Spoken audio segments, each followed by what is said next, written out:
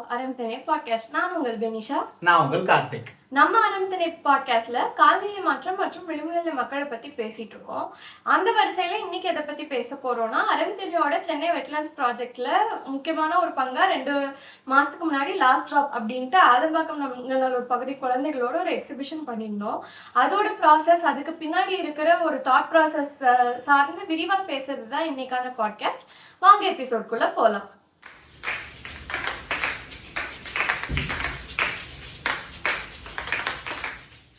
அறம்திணையில பல்வேறு முன்னெடுப்புகள் எடுத்துட்டு இருக்கோம், செயல்பாடுகள் எடுத்துட்டு இருக்கோம்.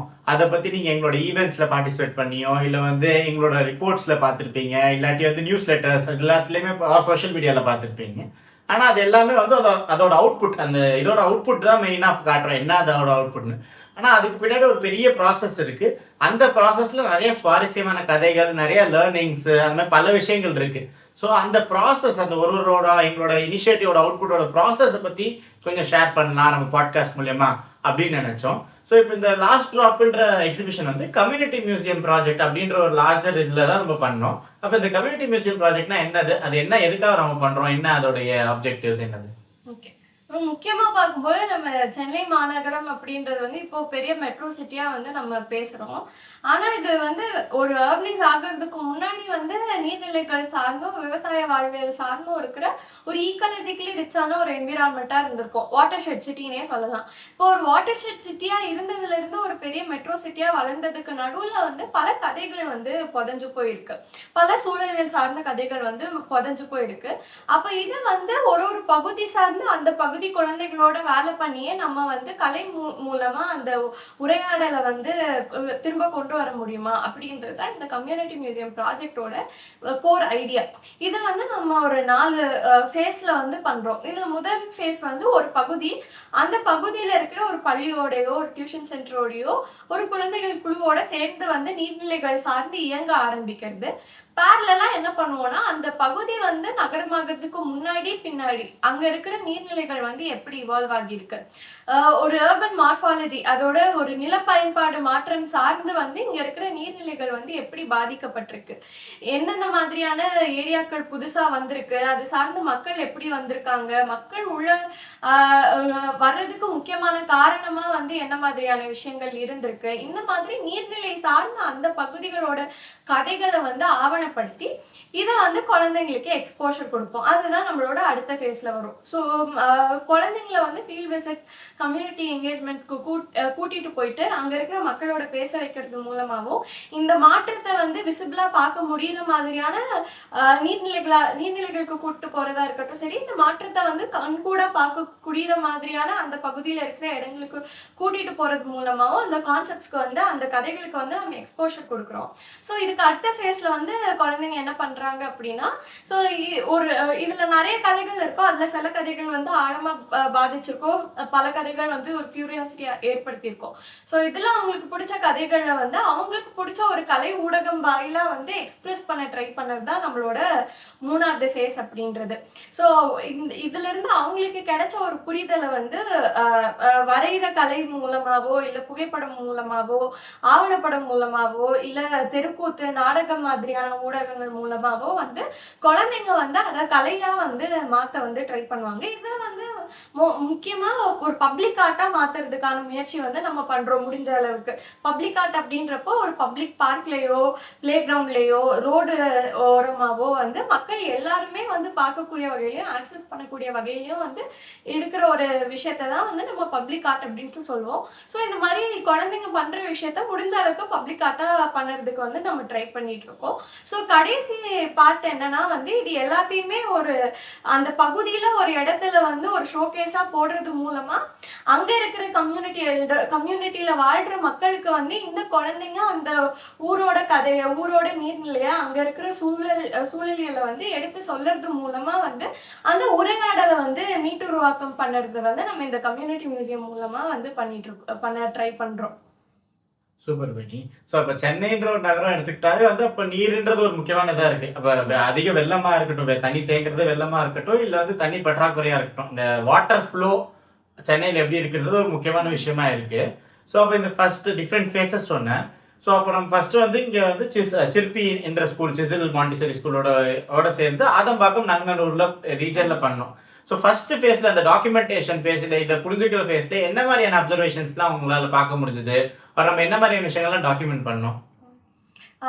ஆரம்பத்துல நம்மளால வந்து கண்டறிய முடிஞ்ச விஷயம் அப்படின்ட்டு பார்க்கும்போது, இங்க இருக்கிற ஏரிகள், இங்க வந்து இப்போ இருக்கிறது வந்து வேளச்சேரி ஏரியில இருந்து ஆரம்பிச்சு ஆதம்பாக்கம், மடிப்பாக்கம்ன்ற ஒரு சில சொற்பமா அளவிலான ஏரிகள் இருக்கு. அதுவும் சுருங்கி போயிருக்கு. ஆனா 1970க்கு முன்னாடி வரைக்கும் இருக்கிற சர்வே மேப்ஸ்ல நம்மளால இன்னும் 4 முக்கியமான பெரிய ஏரிகளை கண்டுபிடிக்க முடிஞ்சது. அதோட சேர்த்து எப்போ இந்த இடம் நகரமயமாகி இருக்கு அப்படின்ட்டு பார்க்கும்போது அந்த 2 டைம் லைனும் வந்து கோரிலேட் ஆகிறத நம்மளால பார்க்க முடியுது. 1960கள் 70கள்ல வந்து இந்த பகுதி வந்து ரொம்பவே நகரமயமாக ஆரம்பிக்குது. அதே டைம்ல இங்க இருக்கிற முக்கியமான ஏரிகளான தலக்கணஞ்சேரி ஏரி, உள்ளகரம் ஏரி, நங்கநல்லூர் டேங்க், பழவந்தாங்கல் ஏரி முதலிய ஏரிகள் வந்து மொத்தமாவே காணாம போயிருக்கு. ஆதம்பாக்கம் ஏரிலாம் வந்து 86 ஏக்கர் வந்து இருந்த ஏரி வந்து இப்போ வெறும் சொற்ப அளவிலான ஒரு 4-5 ஏக்கர் அளவுல தான் வந்து இருக்குது. முக்கியமா இத வந்து பள்ளிக்கரணை மாசாணிக்கு இந்த நீர்நிலைகளோட தண்ணி எடுத்துட்டு போற ஒரு உயிர் நாடியா இருக்கிற வீராங்களோட வந்து இப்போ ஆகாய தாமரை மண்டியும் கழிவு நீரை எடுத்துட்டு போகக்கூடிய ஒரு ஓடையா மட்டும் இருக்கிற ஒரு நிலையை வந்து நம்மளால பார்க்க முடிஞ்சிச்சு.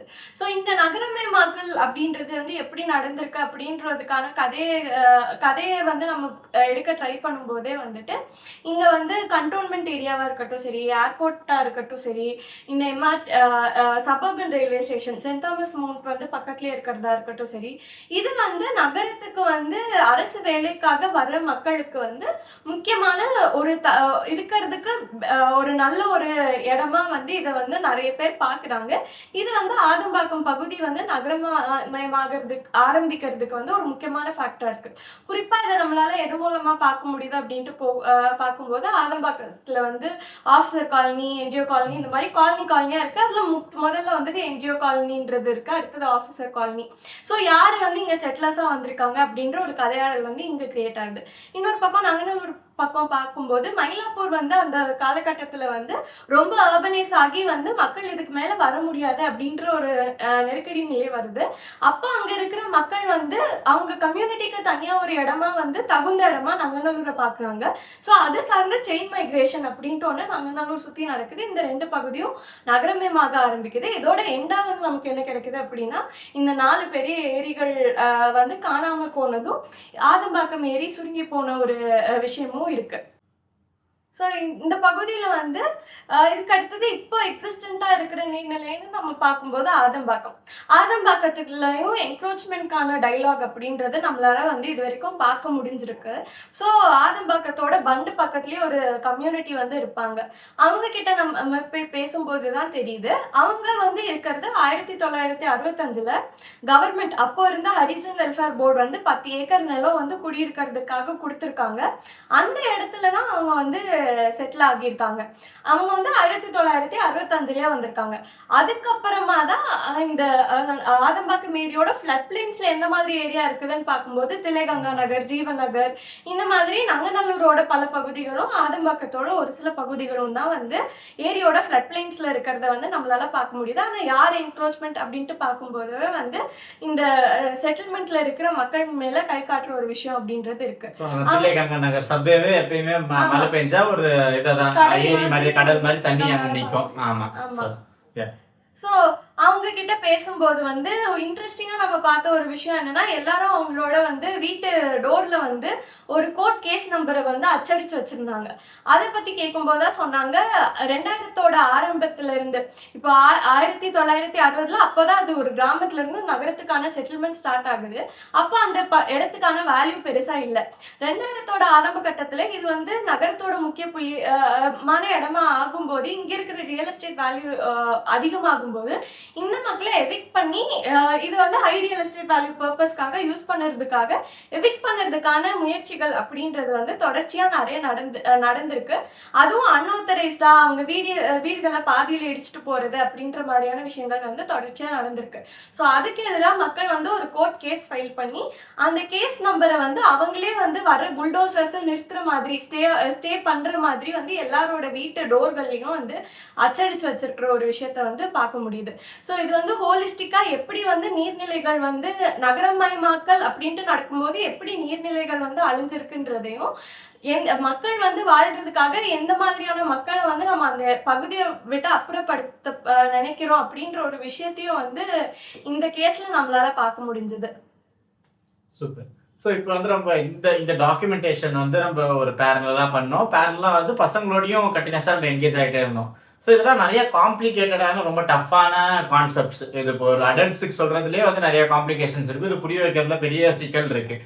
அப்போது இந்த விஷயத்த வந்து நம்ம எப்படி அந்த குழந்தைங்களுக்கு எடுத்துகிட்டு போனோம், அவங்க எப்படி ரெஸ்பாண்ட் பண்ணாங்க, அதில் ஏதாச்சும் இன்ட்ரெஸ்டிங்கான ஸ்டோரிஸ் இருக்கா, அதை பற்றி கொஞ்சம் ஷேர் பண்ண முடியுமா?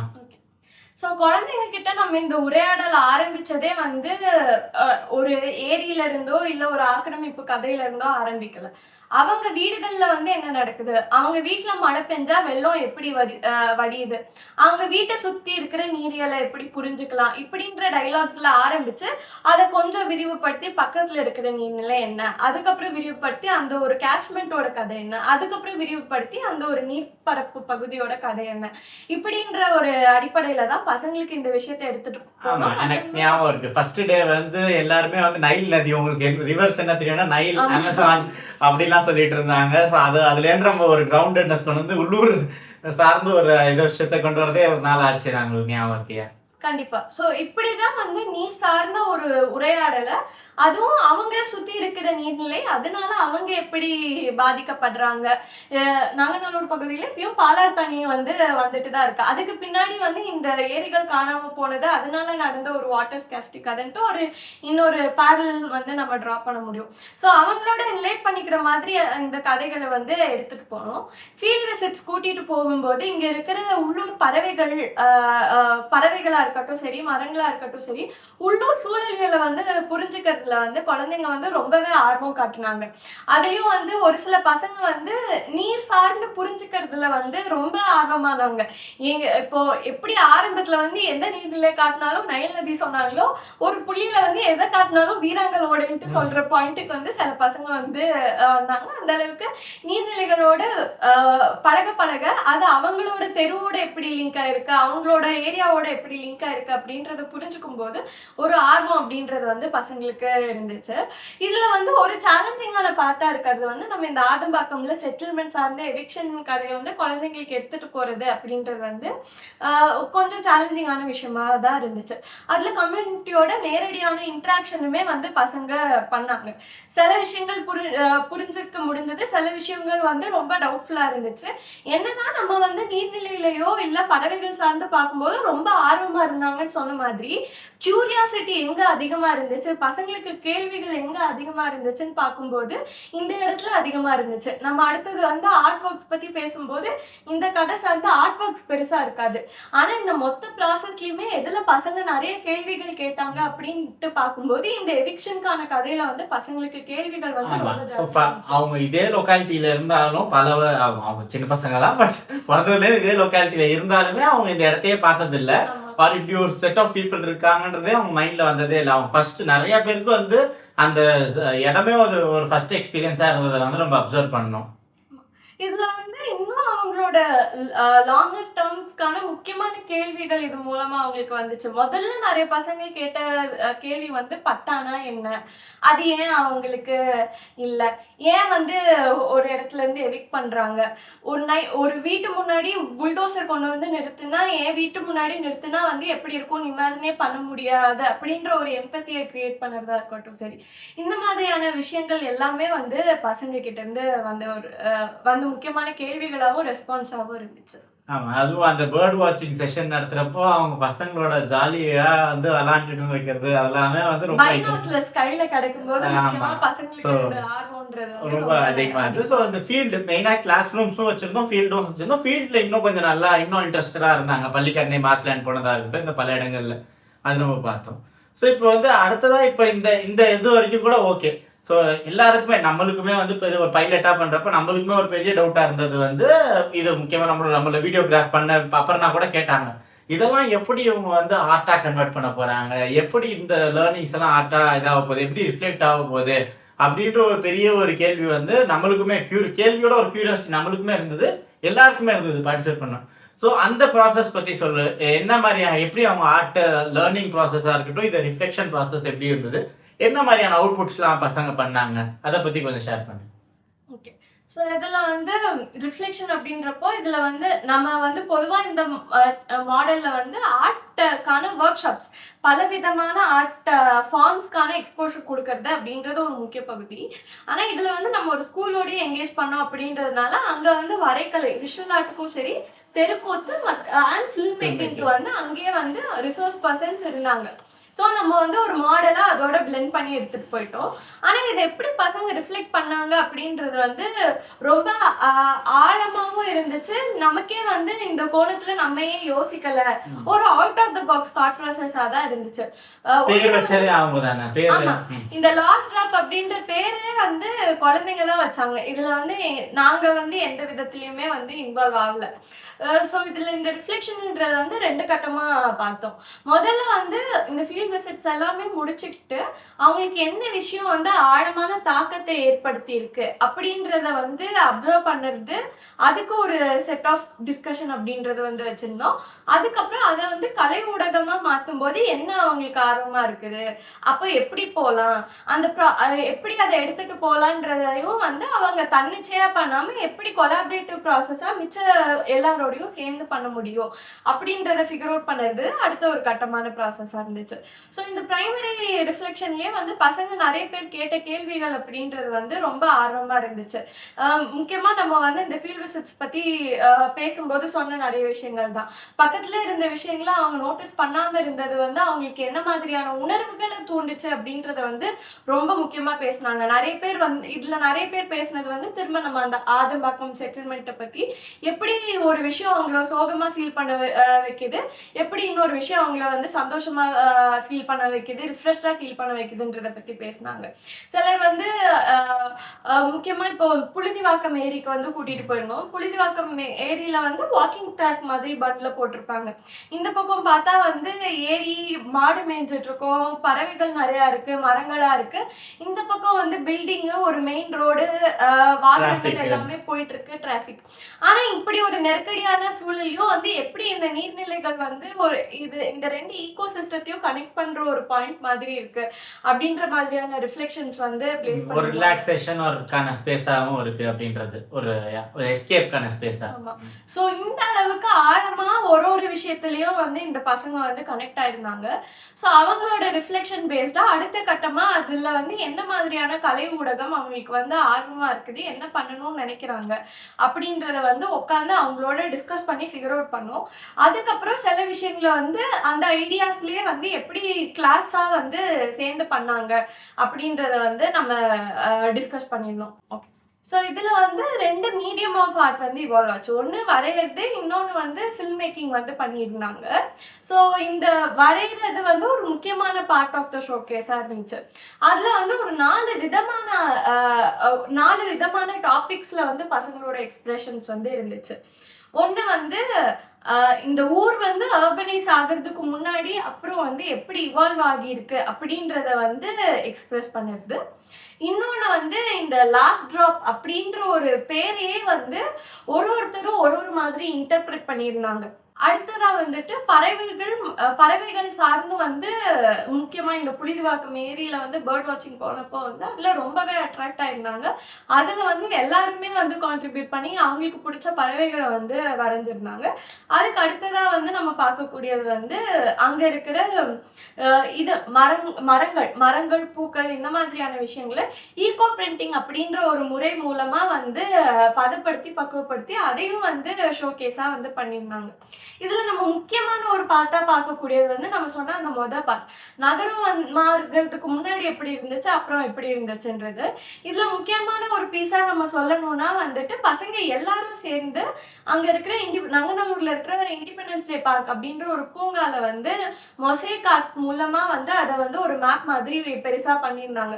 ஸோ இது திரும்ப இந்த பொருள் எங்கிருந்து எடுத்தாங்க அப்படின்றதுமே வந்துட்டு குப்பமேட்டுக்கு போற வந்து பழைய டைல்ஸ் எடுத்துட்டு வந்து அதை வந்து மொசைக் ஆர்ட் மூலமா அங்க இருக்கிற ஒரு பூங்கால இருக்கிற வால்ல வந்து நகரமயமாகிறதுக்கு முன்னாடி வந்து நங்கநல்லூர் ஆதம்பாக்கத்துல வந்து எவ்வளவு ஃபார்ம் லேண்ட் இருந்துச்சு, எவ்வளவு நீர்நிலைகள் இருந்துச்சு, எவ்வளவு வந்து ஓப்பன் லேண்ட் இருந்துச்சு, இந்த மாதிரியான விஷயங்களையும் இப்போ வந்து எப்படி எல்லாமே பில்டிங்ஸா மாறிடுச்சு அப்படின்றதையும் மொசைக் ஆர்ட் மூலமா சொல்லியிருந்தாங்க. இதே விஷயத்த வந்து ஒரு டிரான்ஸ்லேஷன் மாடல் மாதிரி ஹரி அப்படின்ற ஒருத்தர் வந்து பண்ணியிருந்தாரு. அப்புறம் இன்னும் சில குழந்தைங்க டிராவர் மாதிரி மேல ஒரு டிராவர் இருக்கும், மேல வந்து இப்ப இருக்க மேப் 3D மாடல்ல, கீழே வந்து பழைய முன்னாடி அர்பனைசேஷன் முன்னாடி இருந்தது அதுவுமே 3D மாடல்ல. அடுத்தது சில குழந்தைகள் சேர்ந்து டிரான்ஸ்லேஷன் ஒரு கால்வாயோட கதை அப்படின்ற மாதிரி வந்து ஃபிளிப் புக் மாதிரி ஒன்று பண்ணியிருந்தாங்க. வீரங்களோட வந்து எப்படி இருந்திருக்கும் 1000 வருஷத்துக்கு முன்னாடி, இப்போ வந்து அது எப்படி மாறிட்டே வந்திருக்கும் அப்படின்றத வந்து என்னன்னு தெரியாதவங்களுக்கு வந்து தாரே சமீன் படத்துல வரும்ல, அதுதான் ஃபிளிப் புக். அட்டாச் பண்ணிடுவோம்.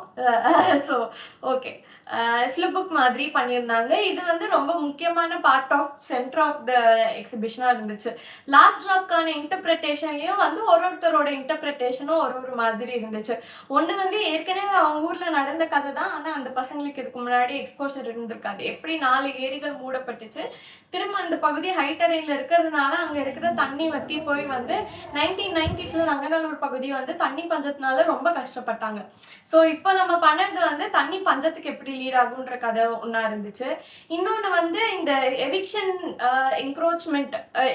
அண்ட் என்க்ரோச்மெண்ட் கதையை வந்து மையமாக வச்சு செல்வான்றவர் வந்து நம்ம இளைஞர்களாக எப்படி வந்து நம்மளோட ஃபியூச்சர் ஜென்ரேஷனையும் நம்மளோட எதிர்காலத்தையும் என்ஷூர் பண்ணிக்கணும் அப்படின்ற ஒரு கதையை வந்து பண்ணியிருந்தாங்க. இந்த மாதிரி ஒரு பசங்களும் வந்து ஒரு விதத்தில் இந்த லாஸ்ட் ட்ராப் அப்படின்றத வந்து இன்டர்பிரேட் பண்ணி இன்ட்ரெஸ்டிங்காக பண்ணியிருந்தாங்க. இந்த ஃபில்ம் மேக் பண்ணதுலையுமே வந்து 2 ஃபில்ம் வந்து பண்ணியிருந்தாங்க. த லாஸ்ட் ட்ரிப் அப்படின்ட்டு ஒரு படம் பண்ணியிருந்தாங்க. ரொம்ப சட்டைரிக்கலாக வந்து நல்லாவே இருந்துச்சு. நம்ம வந்து டிஸ்கிரிப்ஷனில் லிங்க்கும் அட்டாச் பண்ணுறோம். நம்ம வந்து அந்த மாதிரி யோசிச்சிருக்கவே மாட்டோம். இப்போ வந்து இப்படியே போச்சு அப்படின்னா தண்ணி வந்து தங்கத்தை விட விலை மதிக்க முடியாத ஒரு விஷயமா மாறிடும். அப்போ வந்து மக்கள் அந்த தண்ணிக்காக என்னெல்லாம் பண்ணுவாங்க அப்படின்றத வந்து சட்டைரிக்கலா அவங்களோட பாணியில வந்து சூப்பரா ஒரு ஷார்ட் ஃபிலிம் பண்ணியிருந்தாங்க. அதுக்கப்புறம் நம்ம பண்ண இந்த மொத்த ப்ராசஸை வந்து அவங்களுக்கு புரிஞ்ச வகையில வந்து ஒரு டாக்குமெண்ட்ரி ஃபிலிம் மூலமாகவுமே வந்து பசங்க எக்ஸ்பிளைன் பண்ணியிருந்தாங்க. ஸோ இப்போ இந்த லாஸ்ட் ட்ராப் எக்ஸிபிஷன் வந்து ஒரு பைலட் மாதிரி தான் நம்ம பார்க்குறோம். ஸோ லார்ஜர் தாட் ப்ராசஸ் என்னன்னா, சென்னையில் இருக்க சதர்ன் சைடில் இருக்க கோவலம் பேசன் முக்கியமாக ரொம்ப ஃபாஸ்ட்டாக அர்பனைஸ் ஆகிற ஒரு ஜோனாக நம்ம பார்க்குறோம். இங்கே இன்னமும் ஆனால் லைவ் வெட்லேண்ட்ஸ் எல்லாமே இருக்குது. ஸோ ப்ரொடெக்ட் பண்ணுறதுக்கான ஒரு ஸ்கோப் இருக்குது. ஸோ இந்த ரீஜனில் இருக்க நீர்நிலைகள், இந்த ரீஜனில் இருக்க பல்வேறு இடங்களில் வந்து இந்த கம்யூனிட்டி மியூசியம்ஸை வந்து உருவாக்கலாம் அப்படின்னு பார்த்துட்டு ஒரு பாயிண்ட் ஆஃப் டைமில் இது எல்லாத்தையுமே கன்வெர்ட் பண்ணி இந்த பேசனுக்கான ஒரு கம்யூனிட்டி மியூசியமாக மாறுமா அப்படின்ற ஒரு கண்ணோட்டத்தில் வேலை செய்கிறோம். ஸோ அடுத்த கட்டமாக இதை வந்து பெரும்பாக்கம்ல ஹவுசிங் போர்டு இருக்க பசங்களை வச்சு பெரும்பாக்கம்ல ஒரு ஹை ஃப்ளட்டிங் ஜோன் வேற. ஸோ அந்த இடத்துல அந்த நரேட்டிவையும் சேர்த்து ஏன் ஃப்ளட்டிங் வருதுன்றதையும் சேர்த்துக்கிட்டு டிஸ்பிளேஸ்டு கரண்ட்ஸ் அப்படின்ற ஒரு தலைப்புல வந்து அங்க இருக்க குழந்தைங்களோட IRCUDCன்ற ஒரு அமைப்போட ஆஃப்டர் ஸ்கூல் டியூஷன் சென்டரோட சேர்ந்து நம்ம இப்போ ஒர்க் பண்ண ஸ்டார்ட் பண்ணிட்டோம். ஸோ இந்த பசங்களும் இன்னமும் ஆர்வமா இருக்கு. இப்போ இந்த பசங்க எப்படி ரெஸ்பாண்ட் பண்ண போறாங்க, என்ன மாதிரி கதைகள்லாம் வெளில வரப்போகுது, ஸோ அந்த கம்யூனிட்டி மியூசியம்ன்றது பெரும்பாக்கம் ரீஜனுக்கு எப்படி இருக்க போகுதுன்றத ரொம்ப ஆர்வமா நாங்கள் ஆர்கனைஸ் பண்ணாலுமே நாங்களே ஆர்வமா பார்த்துட்டு இருக்கோம். வந்து நம்ம அதுல வந்து கம்யூனிட்டின்னு வெளில கூட்டு போய் தான் காட்டணும். அந்த பசங்க அவங்களே வந்து நாலேஜ் ஹோல்டர்ஸா தான் இருக்காங்கன்றதே எங்களால ஓரியன்டேஷன் செஷன்ஸ்ல வந்து பார்க்க முடிஞ்சது. அது இன்னுமே எங்களுக்கான ஆர்வத்தை வந்து அதிகப்படுத்துது.